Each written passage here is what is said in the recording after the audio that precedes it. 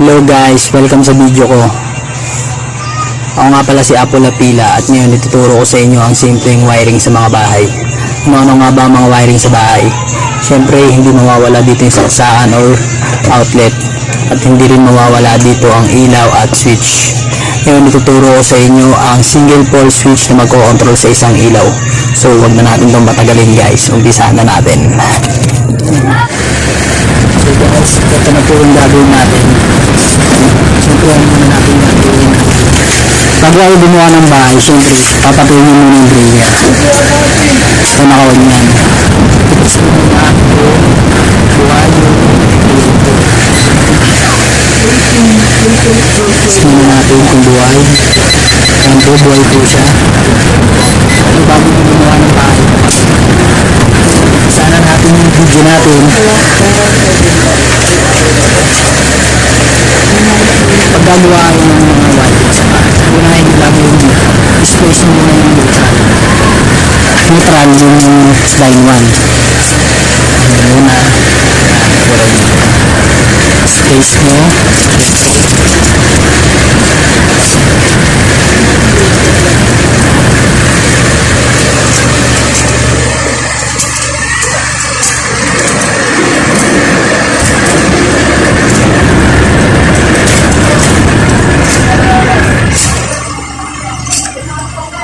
Hindi na tayo dumamit ang color coding kasi wala naman tayong wire dito. Ginagamit usually na color coding sa kumpanya yung kulay puti pag neutral. Siyempre yan, space mo na yan.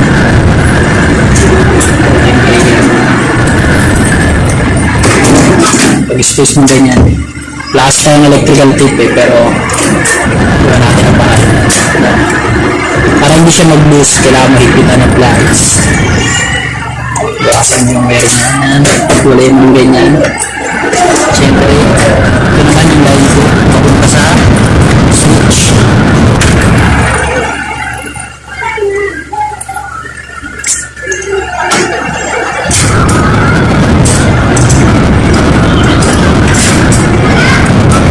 Pwede mag-roll na yung slicer natin kasi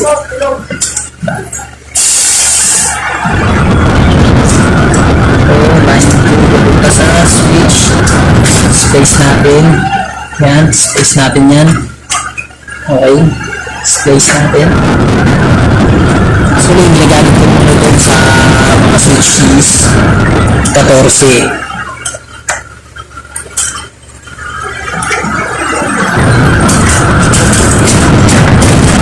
Space natin ito main space natin guys at ano yan ito.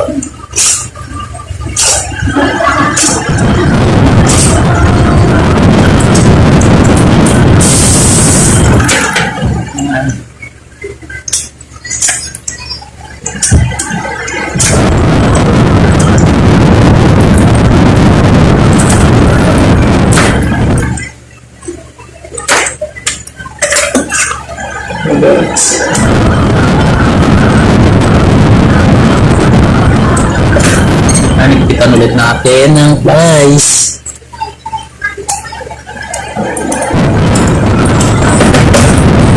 Guys, tapos na natin yung pliers. Ito ang neutral. Ito naman ang line 2 at ito ang record papuntang ilaw.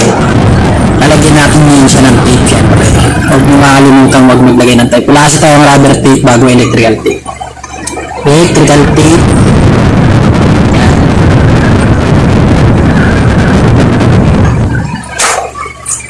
Hindi natin masyadong ginandahan.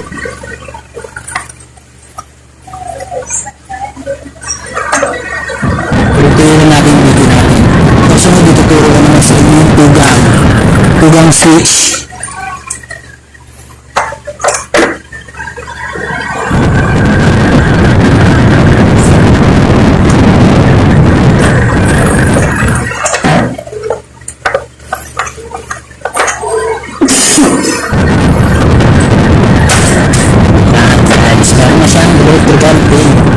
Ngayon, ikabit na natin ang switch. Yung switch na ginagamit ko, Royal, syempre.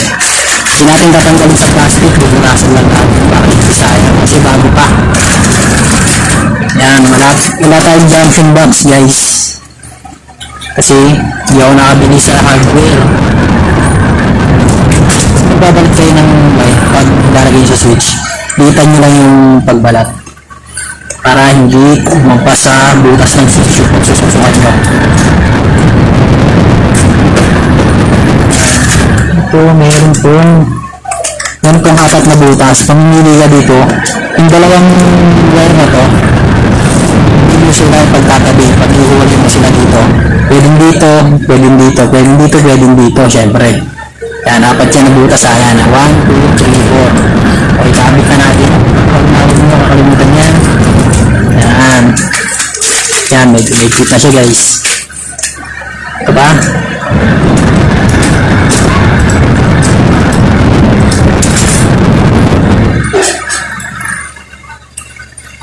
Nakakabit na natin.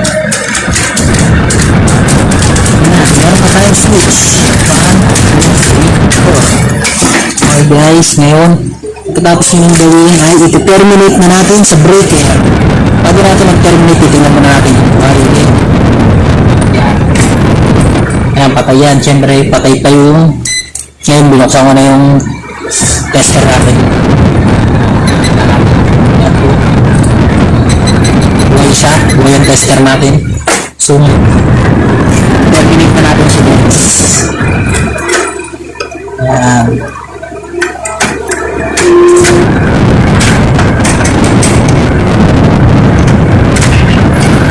Mga natirang gamit dito. Ito yung mga natira ko nung sa kontrata ko.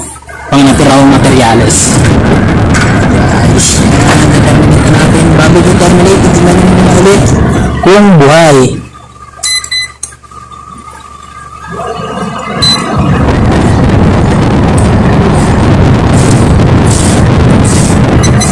Yan, buhay siya. Buhay din. Buksan mo muna. Buhay, tingnan mo, buhay. So, ayan. Papatay mo na siya. Tingnan mo, buhay ulit. Yan, buhay. Tingnan mo, buhay. So, dahil nakababa yung breaker natin, walang hinihilaw. Kaya saan na natin i-terminate. Pag nag-terminate kayo, siguraduhin yung patay yung breaker. Para iwas disgrasya.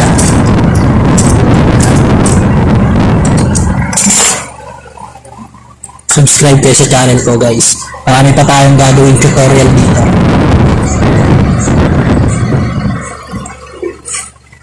Siguraduhin yung mahigpit para hindi maglulus at hindi makasira ng appliances.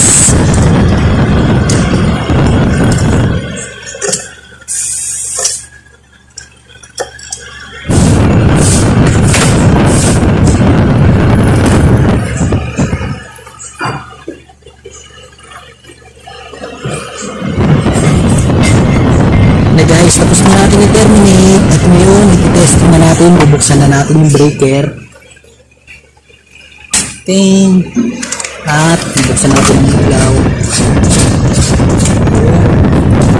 at bubuksan natin kung gagana. Yay! Na guys, ngayon ito na ang ating single switch. Sana may natutunan kayo ngayong sa video na to at huwag nyo kakalimutan mag-subscribe sa channel ko, Apo Lapila, at next time sa susunod na video na gagawin ko ay tugang. Yun, maraming salamat po. Mag-subscribe kayo kung gusto nyo ng mga ganitong video. Maraming salamat.